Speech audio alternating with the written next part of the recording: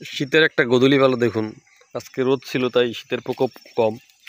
গত কয়েকদিনে শীত কি জিনিস সারা বাংলাদেশে মানুষ হাড়ে হাড়ে টের পেয়েছে, কিন্তু আজকে মনে হচ্ছে যে আবহাওয়া খুবই সুন্দর, দারুণ একটা আবহাওয়া। আর আমি আছি আমার স্বপ্নের কৃষি কালচার খামারে।